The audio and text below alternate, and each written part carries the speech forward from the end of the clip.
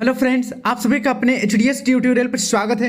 तो देखिए, जेक board class 10th का 11 फरवरी से फाइनल बोर्ड एग्जाम है और 18 फरवरी को आप सभी का हिंदी ए का एग्जाम है। अच्छी तरीके से आप लोग तैयारी कीजिए। इस वीडियो में आप सभी को 18 फरवरी का झारखंड बोर्ड हिंदी का मॉडल प्रश्न पत्र का सब्जेक्टिव का सभी आंसर बताने वाला हूँ। वीडियो बहुत ज़्यादा इंपॉर्टेंट है। जेक ने 2024-25 के लिए मॉडल सेट जारी कर दिया है। सभी सब्जेक्ट का आप लोगों का जो सब्जेक्टिव का आंसर है आपको नीचे डिस्क्रिप्शन पर मिल जाएगा, जाकर जरूर चेकआउट कीजिएगा। और मॉडल सेट के साथ साथ बाकी और भी मैंने इंपॉर्टेंट क्वेश्चन अपलोड कर रखा है। हर एक साल आने वाला रिपीटेड क्वेश्चन भी मैंने अपलोड कर रखा है। डिस्क्रिप्शन चेक कीजिएगा, वहां पर आपको लिंक मिल जाएगा। वायरल इंपॉर्टेंट क्वेश्चन का भी लिंक मिल जाएगा, जाकर सभी वीडियो को देख लीजिएगा, जिससे आपका ज़्यादा से ज़्यादा नंबर आ सके। और अपने सभी दोस्तों के साथ वीडियो को शेयर कर दीजिएगा ताकि उन्हें भी इस वीडियो का लाभ हो सकेगा।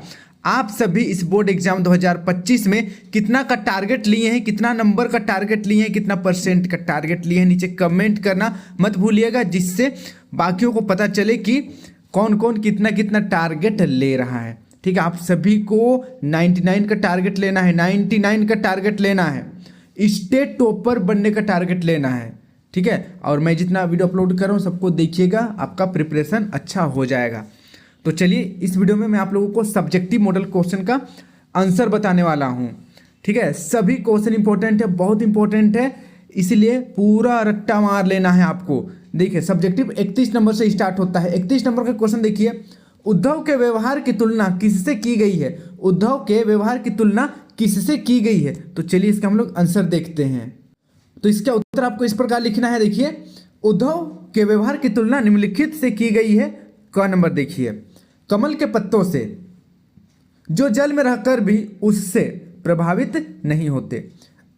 फिर देखिए दूसरा, जल में पड़ी तेल की बूंद से, जो जल में घुलती मिलती नहीं। उद्धव भी इसके समान है, वे कृष्ण के संग रहकर भी उसके प्रेम से प्रभावित नहीं हो सके हैं। तो इसको आप लोग याद कर लीजिएगा, इंपॉर्टेंट क्वेश्चन है। अब बढ़ते हैं नेक्स्ट अगला क्वेश्चन की ओर। अगला इंपॉर्टेंट क्वेश्चन देखिए, 32 नंबर का क्वेश्चन है, उत्साह कविता में कवि बादल को गरज कर बरसने के लिए क्यों कह रहा है? उत्साह कविता में जो कवि है बादल को गरज कर बरसने के लिए कहता है, क्यों? तो इसका उत्तर आपको कुछ इस प्रकार से लिखना पड़ेगा। कवि का मानना है कि किसी भी प्रकार के परिवर्तन के लिए कोमलता नहीं, कठोरता की आवश्यकता होती है, इसलिए कवि बादलों को बरसने के स्थान पर गरजने का आह्वान कर रहे हैं। तो इसको आप लोग याद कर लीजिएगा, छोटा छोटा आंसर है, बहुत इंपॉर्टेंट है। ये सभी प्रश्न 2-2 नंबरी है। अब देखिए नेक्स्ट अगला 33 नंबर, बच्चे की दंतुरित मुस्कान का कवि के मन पर क्या प्रभाव पड़ता है? बच्चे की दंतुरित मुस्कान का कवि के मन पर क्या प्रभाव पड़ता है? तो इसका उत्तर आपको इस प्रकार लिखना है। देखिए, बच्चे की दंतुरित मुस्कान को देखकर कवि का मन प्रसन्न हो उठता है। उसके गंभीर मन में जान आ जाती है। उससे ऐसा लगता है कि मानो उसकी झोपड़ी में कमल के फूल खिल उठे हों, मानो पत्थर जैसे दिल में प्यार की धारा उमड़ पड़ी हो, या बबूल के पेड़ से शेफालिका के फूल झरने लगे हों। तो इसको आप लोग याद कर लीजिएगा, इंपॉर्टेंट क्वेश्चन है। अब बढ़ते हैं नेक्स्ट हम लोग अगला क्वेश्चन की ओर। अगला क्वेश्चन देखिए 34 नंबर, गिरिजा कुमार माथुर अथवा यशपाल की किन्हीं 2 रचनाओं के नाम लिखिए। गिरिजा कुमार माथुर अथवा यशपाल के 2 रचना का नाम लिखना है। तो चलिए इसका हम लोग आंसर देखते हैं। तो इसका उत्तर आपको इस प्रकार लिखना है। देखिए, गिरिजा कुमार माथुर की 2 रचनाएं, पहला मंजीर और दूसरा नाश और निर्माण। फिर देखिए, यशपाल की 2 रचनाएं, पहला है पिंजरे की उड़ान और दूसरा है राह बेती। इसको आप लोग पूरा याद कर लीजिएगा, इंपॉर्टेंट क्वेश्चन है। अब बढ़ते हम लोग अगला क्वेश्चन की ओर। अब अगला देखिए, अगला क्वेश्चन 35 नंबर, नेताजी की मूर्ति का निर्माण किसने करवाया था? नेताजी की मूर्ति का निर्माण किसने करवाया था? तो देखिए, इसका उत्तर आपको इस प्रकार से लिखना है। नेताजी की मूर्ति कस्बे के ही हाई स्कूल के एक ड्राइंग मास्टर मोतीलाल जी के द्वारा बनवाई गई थी। इसको आप लोग याद कर लीजिएगा। नेताजी की मूर्ति कस्बे के ही हाई स्कूल के एक ड्राइंग मास्टर मोतीलाल जी के द्वारा बनवाई गई थी। इसको आप लोग याद कर लीजिएगा, इंपॉर्टेंट क्वेश्चन है। अब बढ़ते हैं अगला क्वेश्चन की ओर। अगला क्वेश्चन देखिए 36 नंबर, बाल गोविंद भगत की टोपी कैसी होती थी? बाल गोविंद भगत की टोपी कैसी होती थी? तो ये भी इंपॉर्टेंट क्वेश्चन है। तो इसका उत्तर आपको इस प्रकार लिखना है। देखिए, बाल गोविंद भगत कबीरपंथियों के समान एक कनपट्टी टोपी पहनते थे। बाल गोविंद भगत कबीरपंथियों के समान एक कनपट्टी टोपी पहनते थे। इसको आप लोग याद कर लीजिएगा। फिर देखिए नेक्स्ट अगला क्वेश्चन 37 नंबर, लखनवी अंदाज पाठ में लेखक ने सेकेंड क्लास का टिकट क्यों खरीदा था? लखनवी अंदाज पाठ में लेखक ने सेकेंड क्लास का टिकट क्यों खरीदा था? तो देखिए इसका उत्तर यहाँ पर, लेखक ने सेकेंड क्लास का टिकट इसलिए खरीदा क्योंकि लेखक का अनुमान था कि सेकेंड क्लास का डिब्बा खाली होगा, जिसे वे भीड़ से बचकर नई कहानी के विषय में एकांत में चिंतन करने के साथ साथ प्राकृतिक दृश्यों की शोभा भी निहार सकेंगे। तो इसको आप लोग याद कर लीजिएगा, इंपॉर्टेंट क्वेश्चन है।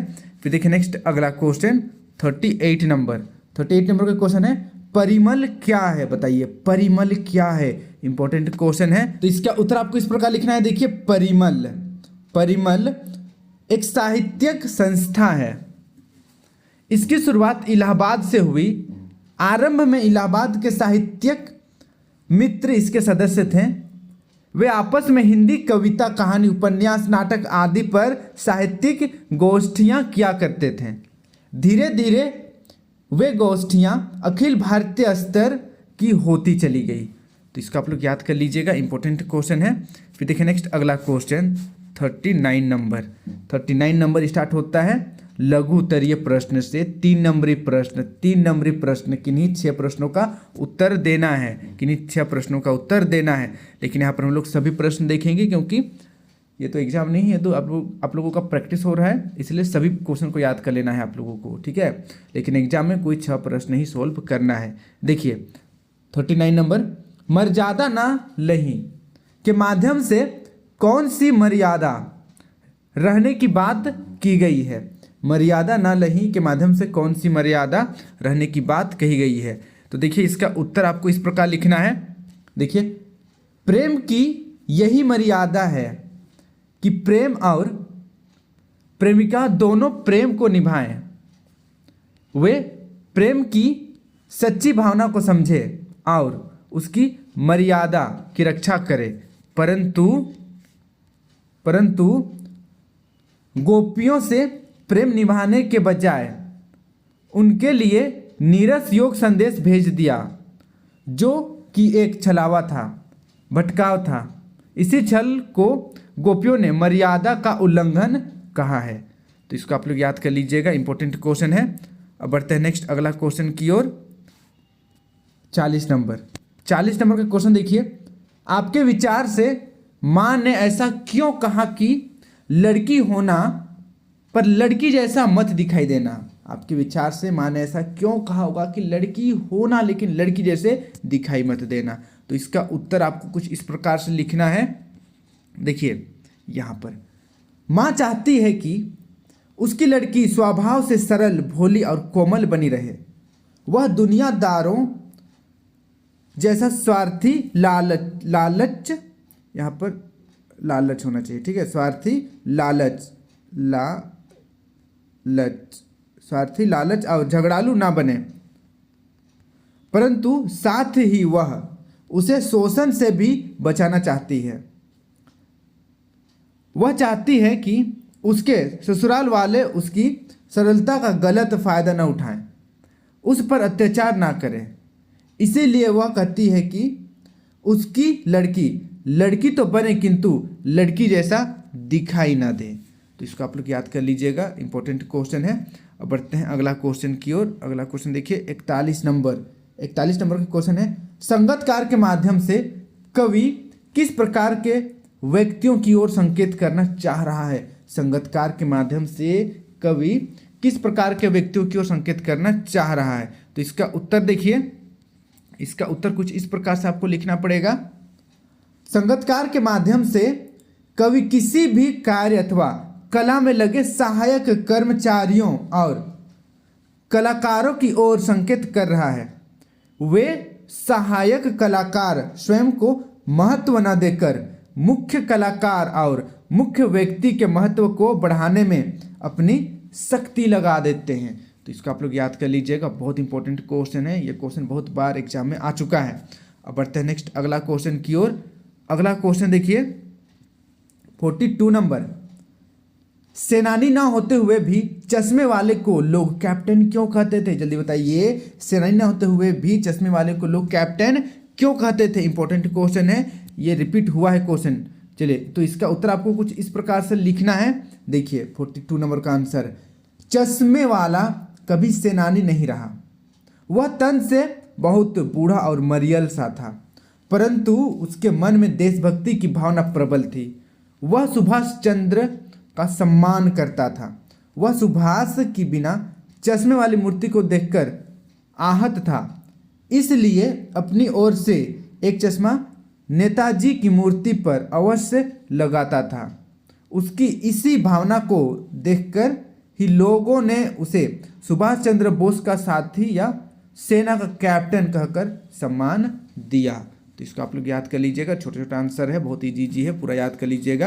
अब बढ़ते हैं नेक्स्ट अगला क्वेश्चन की ओर। देखिए 43 नंबर। भगत की पुत्रवधू उन्हें अकेले क्यों नहीं छोड़ना चाहती थी? बताइए, भगत की बहुरिया, भगत की बहू भगत को अकेले क्यों नहीं छोड़ना चाहती थी? तो इसका उत्तर आपको कुछ इस प्रकार से लिखना है। देखिए उत्तर, भगत की पुत्रवधू जानती थी कि भगत जी संसार में अकेले हैं। उनका एकमात्र पुत्र मर चुका है। वे बूढ़े हैं और भक्त हैं। उन्हें घर बार और संसार में कोई रुचि नहीं है, अतः वे अपने खाने पीने और स्वास्थ्य की ओर भी ध्यान नहीं दे पाएंगे। इसीलिए वह सेवा भाव से उसके चरणों की छाया में अपने दिन बिताना चाहती थी। वह उनके लिए भोजन और दवा दारू का प्रबंध करना चाहती थी। यहाँ पर देखिए, दवा दारू का तात्पर्य है दवाई से, ठीक है, दारू से नहीं। इस चीज़ को आप लोग ध्यान दीजिएगा, दवा दारू लिखा जाता है दवाई के लिए। तो इसको आप लोग याद कर लीजिएगा। अब देखिए 44 नंबर। बिस्मिल्लाह खान को काशी का नायाब हीरा क्यों कहा जाता है? बताइए, बिस्मिल्लाह खान को काशी का नायाब हीरा क्यों कहते हैं? तो चलिए इसका हम लोग आंसर देखते हैं। तो इसका उत्तर आपको इस प्रकार से लिखना है। देखिए, बिस्मिल्लाह खान को हीरा कहा गया है क्योंकि भारत में कई शहनाई वादक हुए थे, उनमें से बिस्मिल्लाह खान का नाम सबसे ऊपर है। उनकी जैसा, ठीक है, यहाँ पर उनके लगाइएगा, उनकी को उनके जैसा, उनके जैसा यहाँ पर लिख लीजिएगा, उनके जैसा सुरीला शहनाई वादक और कोई नहीं हुआ। तो इसको आप लोग याद कर लीजिएगा। अब बढ़ते हैं नेक्स्ट हम लोग अगला क्वेश्चन की ओर। अगला क्वेश्चन देखिए 45 नंबर। जॉर्ज पंचम की नाक क्यों काटी गई थी? बताइए, जॉर्ज पंचम की नाक क्यों काटी गई थी?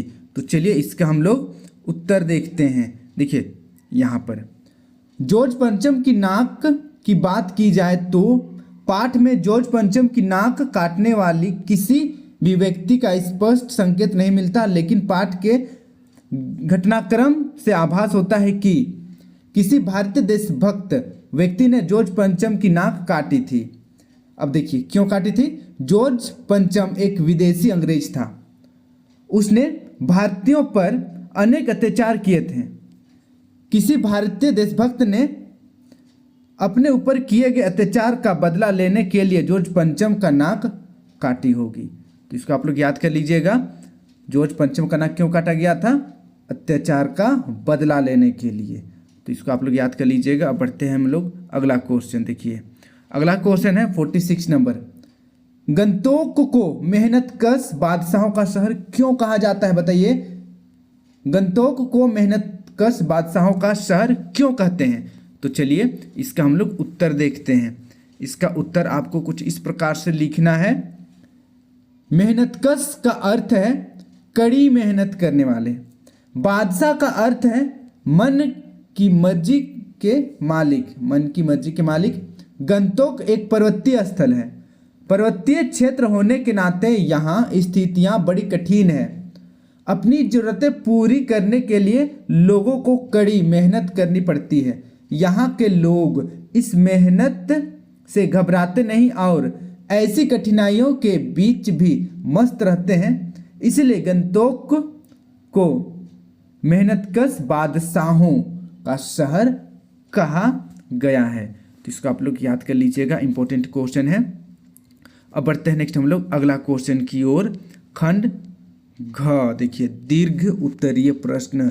यहाँ पर जितना भी प्रश्न है वो 5 नंबरी प्रश्न है और यहाँ पर किन्हीं 4 प्रश्नों का ही उत्तर देना है, लेकिन यहाँ पर सभी प्रश्न आप लोग याद कर लीजिएगा। देखिए 47 नंबर, अपने मोहल्ले में गंदगी का अंबार लगा है, जिसे हटाने के लिए एक अनुरोध पत्र नगर निगम को लिखें। तो चलिए हम लोग एक पत्र लिखते हैं नगर निगम को और बोलते हैं कि मोहल्ले की साफ सफाई करना जरूरी है, आप जल्दी से साफ सफाई शुरू कर दीजिए। यहाँ पर देखिए इस प्रकार से आपको लिखना है, सेवा में श्रीमान स्वास्थ्य अधिकारी नगर निगम रांची। यहाँ पर आप अपना जिला का नाम लिख सकते हैं। विषय मोहल्ले की सफाई हेतु आवेदन पत्र। महाशय, सविनय निवेदन है कि मोराबादी की नालियों में नियमानुसार सफाई की उचित व्यवस्था न होने के कारण मच्छरों और मक्खियों का प्रकोप है। फलस्वरूप कॉलोनी के लोगों में बीमारी फैलने का भय है। आप में से कितने लोग मोराबादी से हैं नीचे कमेंट करना मत भूलिएगा। अगर देखिए, अतः आपसे प्रार्थना है कि नालियों की सफाई की उचित व्यवस्था कराने और कीटनाशक दवाई के छिड़काव कराने की शीघ्र व्यवस्था करने की कृपा करें। इसके लिए हम सब आपके आभारी रहेंगे, धन्यवाद। और यहाँ पर आपको आपका नाम लिख देना है और अपना एड्रेस दे देना है, दिनांक जिस दिन आप परीक्षा लिखिएगा उस दिन का डेट लगा दीजिएगा। तो इसको आप लोग याद कर लीजिएगा। इस प्रकार से क्वेश्चन आता है एग्जाम में और आने का पूरा चांस है। अब बढ़ते हैं नेक्स्ट हम लोग अगला क्वेश्चन की ओर। देखिए अगला क्वेश्चन है 48 नंबर, साबुन बनाने वाली एक कंपनी की ओर से 50 शब्दों में एक विज्ञापन तैयार करें। 50 शब्दों में एक विज्ञापन तैयार करना है, ऐड तैयार करना है साबुन बेचने के लिए। बहुत इंटरेस्टिंग है। चलिए आप अपने से भी इसको बना सकते हैं, अदरवाइज मैंने एक आप लोगों के लिए बनाया है, इस तरीके से भी आप बना सकते हैं। देखिए, हर्बल साबुन, हर्बल साबुन सौंदर्य का राज, विशेषताएं हैं खुशबूदार नहाने का साबुन, त्वचा के लिए कोमल, 99% कीटाणुओं से सुरक्षा, 3 साबुन में 1 फ्री, 3 जोड़ 1 बराबर 4। इस तरीके से आप लिख सकते हैं और थोड़ा सा डिजाइन बना दीजिएगा, हर्बल साबुन वगैरह, थोड़ा सा फूल वगैरह बना दीजिएगा। और बाउंड्री करना बहुत ज़रूरी है, बाउंड्री कर लीजिएगा आप लोग, ठीक है। तो चलिए इसको आप लोग प्रैक्टिस कर लीजिएगा, इंपॉर्टेंट क्वेश्चन है। अब बढ़ते हम लोग अगला क्वेश्चन की ओर। अगला क्वेश्चन देखिए 49 नंबर, माता का आंचल पाठ में बचपन की कैसी तस्वीर बनती है। माता का आंचल पाठ में बचपन की कैसी तस्वीर बनती है। तो इसका उत्तर देखिए, यहाँ पर इसका उत्तर है, माता का आंचल में लेखक ने अपने बचपन की मनोरम झांकी प्रस्तुत की है। लेखक ने बताया है कि किस प्रकार छुटपन में उसे अपने पिता और माता का अपार स्नेह मिला। पिता ने भरपूर स्नेह दिया, वे आरंभ से अनज मित्र की भांति रहे। माँ ने उस पर असीम ममता लुटाई, यहाँ पर लुटाई होगा, ठीक है, लुटाई, थोड़ा सा स्पेलिंग टाइपिंग में मिस्टेक हुआ है, देख लीजिएगा, लुटाई। उसने बचपन के सगी संबंधियों या संगी साथियों, उसने बचपन के संगी साथियों के साथ मनचाही शरारतें की, अटखेलियाँ की, मनोविनोद किया। वे नंग धड़ंग होकर खेले कूदे और मस्ती से भरपूर जीवन जिए। उनके लिए हर काम मानो एक क्रीड़ा थी। तो इसको आप लोग याद कर लीजिएगा, इंपॉर्टेंट क्वेश्चन है और यहाँ पर स्पेलिंग आप लोग सुधार लीजिएगा। ठीक है, इसको आप लोग याद कर लीजिएगा। अब बढ़ते हैं हम लोग अगला क्वेश्चन की ओर। अब देखिए 50 नंबर का क्वेश्चन है, जितेन नार्गे की गाइड की भूमिका के बारे में विचार करते हुए लिखिए कि एक कुशल गाइड में क्या गुण होते हैं। जितेन नार्गे की गाइड की भूमिका के बारे में विचार करते हुए लिखना है कि गाइड का क्या क्या गुण होता है। तो चलिए इसका हम लोग आंसर देखते हैं। इसका आंसर आपको इस प्रकार से लिखना है। देखिए, जितेन नार्गे लेखिका का ड्राइवर कम गाइड था, ड्राइवर भी था और गाइड भी था, जिसे नेपाल और सिक्किम की अच्छी जानकारी थी। वह क्षेत्र से सुपरिचित था।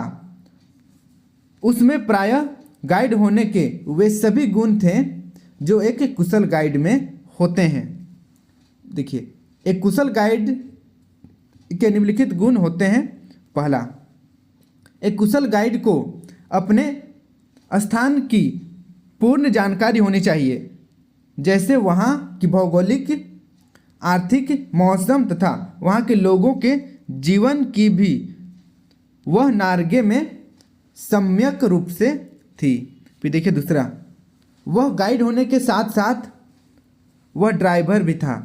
उसे कब कहाँ जाना है इसके लिए उसे कुछ सलाह लेने की आवश्यकता नहीं होती है।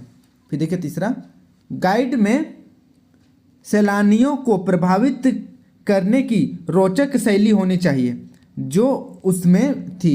वह अपनी मज़ेदार बातों से लेखिका को प्रभावित करता था, जैसे मैडम यह धर्म चक्र है, प्रेयर व्हील, इसको गोल गोल घुमाने से व्यक्ति के जीवन के समस्त पाप नष्ट हो जाते हैं। फिर देखिए चौथा, एक कुशल गाइड को उस क्षेत्र के जनजीवन की गतिविधियों की भी जानकारी होनी चाहिए और उसे संवेदनशील भी होना चाहिए। तो इसको आप लोग याद कर लीजिएगा, इंपॉर्टेंट क्वेश्चन है। अब बढ़ते हैं नेक्स्ट हम लोग अगला क्वेश्चन की ओर। अगला क्वेश्चन देखिए 51 नंबर का क्वेश्चन है। देखिए यहाँ पर निबंध लिखना है। दिए गए संकेत बिंदु के आधार पर निम्नलिखित में से किसी एक विषय पर 150 शब्दों में निबंध लिखिए। तो निबंध आप लोग याद कर लीजिएगा। पहला देखिए, विज्ञान अभिशाप या वरदान, उसके बाद झारखंड की प्राकृतिक सुषमा, ये दोनों बहुत इंपॉर्टेंट है, very very very very very important है। इसको आप लोग याद कर लीजिएगा। दोनों में से दोनों याद कर लीजिएगा, एक नहीं। लिखना तो एक है एग्जाम में, लेकिन फिलहाल दोनों याद कर लीजिएगा आप लोग, ठीक है। ये मैं आप लोगों को नहीं बता रहा हूँ, आप लोग आपका व्याकरण बुक में आराम से मिल जाएगा या गूगल से आप आराम से इसका आंसर निकाल सकते हैं। निबंध 150 शब्द। चलिए अब बढ़ते हैं नेक्स्ट हम लोग डायरेक्ट 52 नंबर। देखिए, किसी एक का भाव स्पष्ट करें। क और ख, किसी दोनों में से एक का भाव स्पष्ट करना है। देखिए हम लोग पढ़ते हैं एक बार। बीसी लखनऊ बोले मृदुबानी, अहो मुनीसु महाभट मानी, पुनि पुनि मोही दिखाओ कुठारू, चहत उड़ावन फूकी पहाड़ू। तो चलिए इसका हम लोग भाव स्पष्ट करते हैं। देखिए इसका भाव स्पष्ट आपको कुछ इस प्रकार से लिखना पड़ेगा, जैसे कि यहाँ पर देखिए, प्रस्तुत पंक्ति तुलसीदास द्वारा रचित रामचरितमानस से ली गई है। उक्त पंक्तियों में लक्ष्मण जी द्वारा परशुराम जी के बोले हुए अपशब्दों का प्रत्युत्तर दिया गया है। भावार्थ, भाव यह है कि लक्ष्मण जी मुस्कुराते हुए मधुर वाणी से परशुराम पर व्यंग करते हुए कहते हैं कि हे मुनि, आप अपने अभिमान के वश में हैं। मैं इस पूरे संसार का एकमात्र योद्धा हूँ, किंतु आप मुझे बार बार अपना फरसा दिखाकर डराने की कोशिश कर रहे हैं। आपको देख ऐसा लगता है कि न जाने आप ऐसा कौन सा पहाड़ अपनी एक फूंक से ही उड़ाने जा रहे हैं। अर्थात जैसे कि एक ही फूंक में आप एक पहाड़ को नहीं हिला सकते, उसी प्रकार आप मुझे एक बच्चा ना समझे। मैं बच्चों की तरह आपके फरसे से डरने वालों में से नहीं हूँ। तो इसको आप लोग याद कर लीजिएगा, इंपॉर्टेंट क्वेश्चन है। फिर देखिए नेक्स्ट अगला क्वेश्चन, यहाँ पर देखिए ख नंबर है। यश है या ना वैभव, मान है ना सरमाया, जितनी ही दौड़ा तू उतना ही भरमाया, प्रभुता की शरण बिंब केवल मृग तृष्णा है, हर चंद्रिका में छिपी एक रात कृष्णा है। तो चलिए इसका हम लोग भाव स्पष्ट करते हैं। दोनों को आप लोग याद कर लीजिएगा और एग्जाम में दोनों में से एक का ही आंसर देना है आपको, एक का ही भाव लिखना है। तो देखिए इसका उत्तर व्याख्या। कवि कहता है कि हे मेरे मन, जीवन में आने वाले दुख के समय छाया रूपी सुख को मत छूना, क्योंकि इससे दुख कम नहीं होता बल्कि वह 2 गुना बढ़ जाता है। मेरे जीवन में ना तो शान शौकत है और ना ही धन दौलत, मेरे पास न तो मान सम्मान है और ना ही किसी प्रकार की पूंजी। श्रेष्ठता और प्रभुत्ता की प्राप्ति की इच्छा तो केवल धोखे के पीछे भागना है, जो नहीं है उसे प्राप्त करने की इच्छा है। हर सुख के पीछे दुख छिपा रहता है, ठीक उसी प्रकार जैसे चांदनी रात के पीछे अमावस्या की अंधेरी रात छिपी रहती है। हे मेरे मन, जो अति मुश्किल सच्चाई है, वास्तविकता है, तो उसकी पूजा कर, उसे प्राप्त करने का प्रयत्न कर। तो इसको आप लोग याद कर लीजिएगा, इंपॉर्टेंट क्वेश्चन है। तो इस प्रकार से मैंने आप सभी को मॉडल क्वेश्चन 2024-25 का सब्जेक्टिव क्वेश्चन हिंदी का पूरा बता दिया। आंसर पूरा का पूरा आपको रट लेना है और इसी प्रकार से आपको नीचे डिस्क्रिप्शन में बहुत सारा इंपॉर्टेंट वीडियो का लिंक मिल जाएगा, जाकर जरूर देखिएगा। Viral important question, repeated question, very very important question, model question, सबका लिंक आपको नीचे डिस्क्रिप्शन पर दिया गया है, जाकर जरूर देखिएगा और अपना तैयारी को जबरदस्त रखिए। आज के लिए इतना ही। Thank you for watching video. जय हिंद, जय भारत।